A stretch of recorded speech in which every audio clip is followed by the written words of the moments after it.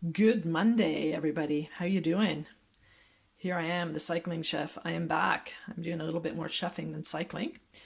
Um, well, I am doing some indoor cycling. Anyway, today I just wanted to share really quickly with you this recipe because easy recipes should be shared, especially these days. I'm going to make a slow roasted tomato sauce, and this is so super simple. All you have to do, what I've done here, is just cut up a bunch of fresh tomatoes on top of it, all the goodness out of those fresh tomatoes. I've cut up a whole red onion. You don't have to worry about chopping this very fancy because we're going to pureate it at the end.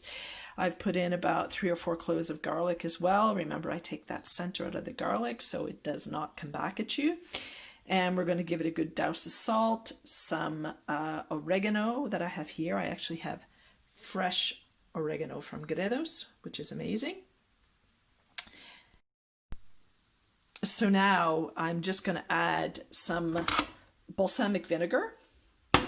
I'm going to obviously douse it with some oil. I've got some basil oil here from the Chinata. If you don't have flavored oil on hand, you can make your own. I've made this with oregano, the same way I made my lemon oil. Then salt and pepper. And then I'll put a dash of red wine in there. If you have red, if you have white, whatever wine, it's just about enhancing the flavor. I've got a few sun-dried tomatoes on top there. If you have sun-dried tomatoes, great. If you don't worry. You can add pepper, red pepper, green pepper, whatever you like to give your sauce a bit of a different flavor profile. We're going to put this in the oven at about 140, 150, slow cook it for, whatever, hour and a half, and then we're just going to take it out and pureate it. So let's do it. So here we have the sauce, the tomatoes all dressed and with lots of herbs. I actually had some rosemary from my friend Isabel's garden, also from Gredos, and some thyme as well. Put in whatever spices you like or whatever herbs you like. I've added a bit of hot pepper as well. And so now the good thing about this, I'm just going to pop it in the oven, let it slow roast. I'm going to actually jump on my bike, do a bit of training on the roller, and attend a conference call. Here's to multitasking.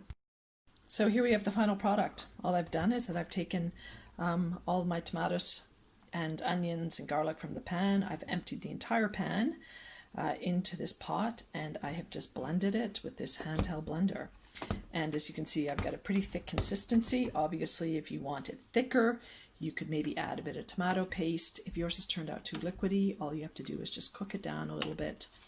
Obviously rectify, salt, pepper, or anything else that you want to add, and you've got a beautiful, consistent, healthy, fresh, additive-free tomato sauce to use as a base for other dishes, or just to put it right over pasta as it is. Anyway, bon appetit.